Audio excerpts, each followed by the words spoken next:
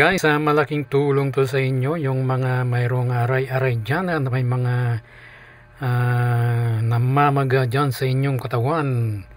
Eto guys yung solution dyan, Bituon Herbal Oil, 100% organic. Ayan guys, 60 ml na yan. Kaya't agapan nyo na, ano pang hinihintay nyo guys.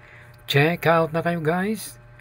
Ayan guys, napaka-bisa nito guys. May help people with hypothyroidism, hyperthyroidism, cyst, tumor, lumps or bumps, rheumatism, hemorrhoid, myoma, loss, hernia, goiter, boils. Yan.